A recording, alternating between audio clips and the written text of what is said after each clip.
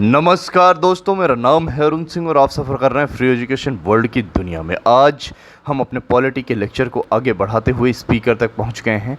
Speaker के बारे में आज हम बात करेंगे। स्पीकर, प्रोटेम स्पीकर तथा डिप्टी स्पीकर, तीनों के बारे में आज हम इस लेक्चर में डिस्कस करने जा रहे हैं।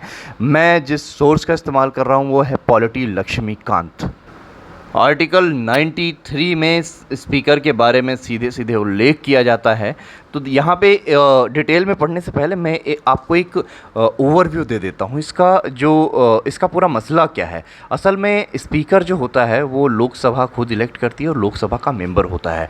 और स्पीकर लोकसभा भंग होने के बाद भी अपने पद से इस्तीफ़ा नहीं देता, ना ही उसकी पोस्ट वैकेंट होती है। वो अपने पोस्ट पे बना रहता है लोकसभा भंग होने के बाद भी। लेकिन first day of the new Lok Sabha, जब न्यू लोकसभा इलेक्ट होकर आती है, उसका जो पहला दिन होता है, फर्स्ट डे होता है, उसी दिन स्पीकर की जो पोस्ट होती है वैकेंट हो जाती है। तो उस टाइम पे प्रोटेम स्पीकर को नॉमिनेट किया जाता है या उसे अपॉइंट किया जाता है प्रेसिडेंट साहब के द्वारा। प्रेसिडेंट क्या करते हैं, एक प्रोटेम स्पीकर बना देते हैं। ये बेसिकली कौन होता है, जो सबसे ज़्यादा एल्डर वन होता है, मतलब सबसे जो उम्र में ज़्यादा होता है मेंबर ऑफ पार्लियामेंट में से, उसको प्रोटेम स्पीकर बना दिया जाता है प्रेसिडेंट साहब के द्वारा। अब यही प्रोटेम स्पीकर क्या करता है, स्पीकर का इलेक्शन करवाता है और स्पीकर को इलेक्ट करता है। फिर स्पीकर क्या करता है, डिप्टी स्पीकर का इलेक्शन करवाता है। डिप्टी स्पीकर और स्पीकर जो है, ये डिप्टी स्पीकर जो है, इसका पद भी भंग नहीं होता जब तक लोकसभा नई नहीं आ जाती। पहला दिन जब होता है न्यू लोकसभा का, उस दिन स्पीकर और डिप्टी स्पीकर दोनों का जो पद है वो उसे क्या बोलते हैं, वैकेंट हो जाता है। और स्पीकर और डिप्टी स्पीकर एक दूसरे के सबऑर्डिनेट नहीं होते, दोनों का अपना अलग अलग रोल होता है और दोनों के दोनों एक कॉन्स्टिट्यूशनल पद हैं और दोनों को इलेक्ट करने का काम जो है लोकसभा स्वयं करती है। जैसे कि राज्यसभा में मैंने आपको पढ़ाया अभी लास्ट वाले लेक्चर में, राज्यसभा का जो चेयरमैन होता है वो वाइस प्रेसिडेंट होते हैं, हमारे एक्स ऑफिशियो चेयरमैन होते हैं वो राज्यसभा के। लेकिन यहाँ पर ऐसा बिल्कुल नहीं होता है। यहाँ पे एक प्रोटेम स्पीकर अपॉइंट किया जाता है प्रेसिडेंट के द्वारा, जो कि स्पीकर का इलेक्शन करवाता है और फिर स्पीकर जो है डिप्टी स्पीकर का इलेक्शन करवाते हैं। तो इनके अगर हम टेन्योर की बात करें तो 5 साल होता है इनका टेन्योर। लेकिन मेनली ये वैकेंट तभी होगी इनकी सीट जब न्यू लोकसभा जो है वो आ जाएगी इलेक्ट होकर, या फिर 3 और कंडीशन होती हैं जब इनकी जो पोस्ट है वो वैकेंट करी जा सकती है। पहली, या तो ये जो मेंबर ऑफ पार्लियामेंट हैं उस पद से हट जाएं, एमपी के सीट इनके पास ना रहे, क्योंकि राज्यसभा के केस में ऐसा नहीं होता। राज्यसभा के चेयरमैन को एमपी होना ज़रूरी नहीं है, लेकिन लोकसभा के केस में स्पीकर को एमपी होना ज़रूरी है। तो या तो ये एमपी के पद से हट जाएं तो इनको हटा दिया जाएगा। दूसरा, या तो ये रिज़ाइन कर दें अपने डिप्टी स्पीकर को। ये चीज़ ध्यान दीजिए, स्पीकर डिप्टी स्पीकर को रिज़ाइन देते हैं और डिप्टी स्पीकर स्पीकर को रिज़ाइन देते हैं। अगर या तो ये अपने डिप्टी स्पीकर को रेजिग्नेशन अपना दे दें, बोले भैया अब तुम संभालो हम जा रहे हैं, या तो फिर ये रिमूव कर दिए जाएं कि रेजोल्यूशन पास किया जाता है स्पेशल मेजॉरिटी से लोकसभा के अंदर। लेकिन वो रेजोल्यूशन 14 दिन के नोटिस के बिना पास नहीं किया जा सकता। ये ध्यान देने योग्य बात है। पहले 14 दिन का आपको नोटिस देना पड़ेगा स्पीकर को, उसके बाद ही रेजोल्यूशन लाया जा सकता है। और इस रेजोल्यूशन को लाने के लिए कम से कम 50 मेंबर ऐसे होने चाहिए, 50 एमपी ऐसे होने चाहिए जिनकी सहमति होनी चाहिए। ये नहीं कि मुँह उठा के 10-5 एमपी बोलें कि हाँ ठीक है स्पीकर का रिमूवल करेंगे, हम इसके लिए एक रेजोल्यूशन पास करने जा रहे हैं। ऐसा नहीं हो सकता। कम से कम 50 मेंबर चाहिए होते हैं स्पीकर के अगेंस्ट कोई रेजोल्यूशन लाने में, स्पीकर को रिमूव करने के लिए। उसके बाद ही रिमूव किया जा सकता है और 14 दिन का एडवांस नोटिस आपको देना पड़ेगा।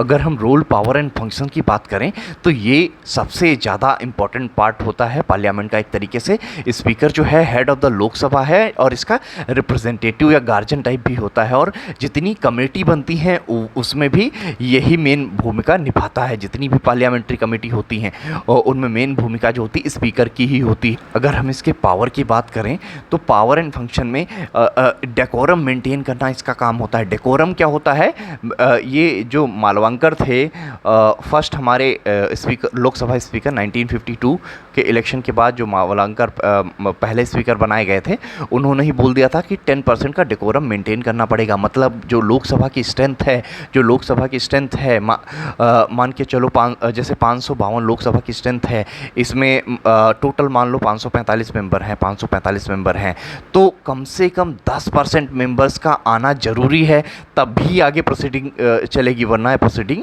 नहीं चलाई जाएगी। प्रोसीडिंग आगे तभी चल पाएगी जब मिनिमम 10% मेंबर होंगे। एक डेकोरम को मेंटेन करना होगा। ये भी किसके हाथ में होता है? स्पीकर के हाथ में ही होता है कि डेकोरम मेंटेन रहे प्रोसीडिंग को आगे रेगुलेट करने के लिए। और ये कभी भी हाउस को सस्पेंड कर सकता है, एडजॉर्न कर सकता है, ये भी इसके पास पावर होती है। और ये वोट नहीं करता, लेकिन अगर मान लो जॉइंट सिटिंग बैठी है या फिर कास्टिंग वोट करता है। जब कास्टिंग वोट क्या होता है, मान लो किसी सदन में मान लो 100 MP हैं, मैं एक एग्जांपल दे रहा हूँ, ठीक है, 100 MP आए हुए हैं। अब 100 MP में से 50 MP ने एक साइड वोट किया, 50 MP ने एक साइड वोट किया, तो इन कंडीशन में क्या होगा, ये टाई हो जाएगा मामला। तो यहाँ पे स्पीकर के पास एक स्पेशल पावर होती है, वो चाहे तो किसी एक को +1 वोट करके जिता सकता है, और उस वोट को कास्टिंग वोट कहा जाता है। और अगर हम इसके पावर के बारे में और बात करें तो जो जॉइंट सिटिंग होती है, सपोज़ कोई बिल है, उसको लेकर कोई डेडलॉक बन गया है लोकसभा और राज्यसभा के बीच में, तो उस टाइम पे प्रेसिडेंट ऑफ इंडिया क्या करते हैं, जॉइंट सिटिंग बुलाते हैं। मतलब लोकसभा राज्यसभा के दोनों सदन के सांसद जो हैं उनको बुलाया जाता है और एक जॉइंट सिटिंग बिठाई जाती है दोनों की। ये सेटिंग गलत हो गया। जॉइंट सिटिंग में क्या होता है, लेकिन इसमें जो प्रेसिडेंट होगा वो इसको भी प्रेसाइड करने का काम कौन करेगा, ना तो प्रेसिडेंट करेंगे ना तो वाइस प्रेसिडेंट करेंगे, इनको प्रेसाइड करने का काम लोकसभा स्पीकर करता है। ये लोकसभा स्पीकर के पास पावर होती है। और इसके पास एक और अलग टाइप की पावर है जो कि उसे लोकसभा को, पूरी लोकसभा को राज्यसभा से ज़्यादा पावरफुल बनाती है। वो है मनी बिल। मनी बिल के केस में स्पीकर के पास पूरी पावर है, वो डिसाइड करता है कि ये मनी बिल है या नहीं है।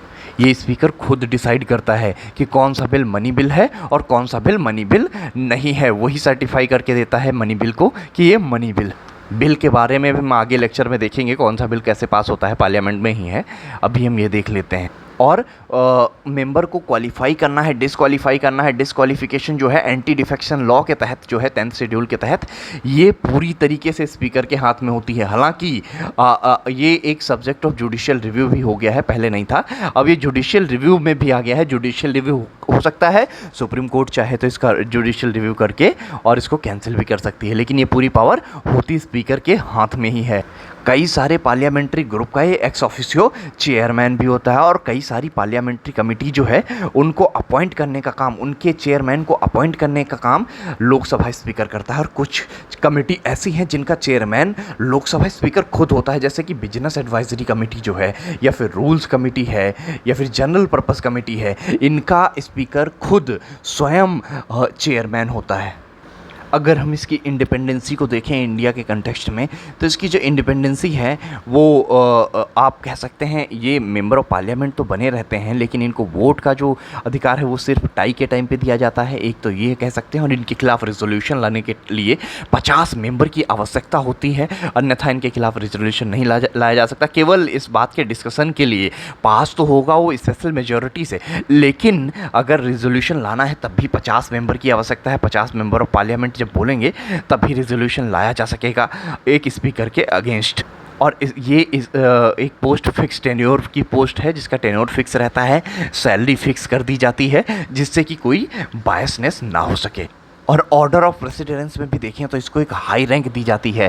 अगर हम सारे मिनिस्टर्स की बात करें तो चीफ जस्टिस के बराबर इनको दिया जाता है 7th पोजीशन पे। और अगर हम अन्य मिनिस्टर्स की बात करें, काउंसिल ऑफ मिनिस्टर जो दूसरे मिनिस्टर हैं, प्राइम मिनिस्टर को छोड़कर जितने भी मिनिस्टर हैं, उन सबसे रैंक में हायर रैंक होती है स्पीकर की। और ये हमने अडॉप्ट कहाँ से किया है, ये हमने अडॉप्ट ब्रिटेन से किया है, लेकिन ब्रिटेन में थोड़ा अलग होता है। ब्रिटेन में जो होता है स्पीकर जो है वो मेंबर ऑफ पार्लियामेंट नहीं होता, लेजिस्लेचर का, हाउस ऑफ कॉमन जो है वहाँ पे उसका मेंबर स्पीकर नहीं होता। फिर अगर हम डिप्टी स्पीकर की बात करें तो ये भी ऑलमोस्ट सेम होता है।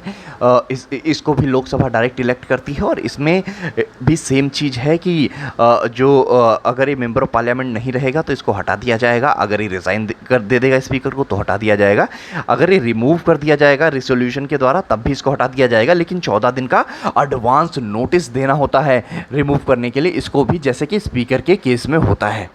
डिप्टी स्पीकर जो होता है मेनली इनका काम क्या होता है, कई सारी कमेटी बना दी जाती हैं, जैसे स्पीकर पे ज़्यादा काम ना पड़ जाए इसलिए जो कमेटीज़ हैं, कई सारी कमेटी, जिस भी कमेटी का मेंबर इनको बनाया जाएगा उसके चेयरमैन ऑलरेडी बन जाते हैं, ठीक है, तो इनको ये प्रिविलेज मिला हुआ है। और दूसरी बात, जब पोस्ट वैकेंट होती है स्पीकर की कभी, तब डिप्टी स्पीकर का रोल आता है काम करने के लिए। सपोज स्पीकर छुट्टी पर गए हैं या बीमार हैं या डेथ हो जाती है उनकी, कोई भी कंडीशन होती है, जब भी पोस्ट वैकेंट होती है तो उस टाइम पे काम करते हैं डिप्टी स्पीकर स्पीकर का। और ये रिज़ाइन अपने स्पीकर को देते हैं और स्पीकर रिज़ाइन अपने डिप्टी स्पीकर को देते हैं, ये लोग एक दूसरे को रिज़ाइन देते हैं। तीसरा आता है स्पीकर प्रोटेम। मैंने पहले ही आपको बता दिया जो ओवरव्यू दिया था। प्रोटेम स्पीकर जो होता है वो एल्डर वन होता है, जो सबसे बुढ़ा एमपी होते हैं, जो सबसे ज़्यादा बुजुर्ग एमपी होते हैं, बेसिकली उनको ही प्रोटेम स्पीकर प्रेसिडेंट के द्वारा बना दिया जाता है और इनका काम होता है सारे मंत्रियों को शपथ दिलाना और स्पीकर का इलेक्शन करवाना। ये जब कोई न्यूली इलेक्टेड लोकसभा आती है उस टाइम पर बनाया जाता है। तो ये था स्पीकर के बारे में। आई होप आप लोगों को ये वीडियो अच्छा लगा हो, इन्फॉर्मेटिव लगा हो। आप मेरे चैनल को सब्सक्राइब कीजिए और वीडियो को लाइक एंड शेयर कीजिए और एक समृद्ध भारत का निर्माण करने में मेरी मदद कीजिए। अगला वीडियो में मैं लेकर आऊँगा पार्लियामेंट की जो प्रोसीडिंग होती है वो कैसे होती है, सीने डाय क्या है, कोरम क्या है, इन सब चीज़ों के बारे में डिस्कस करेंगे हम नेक्स्ट वीडियो में। तब तक के लिए धन्यवाद। जय हिंद, जय भारत।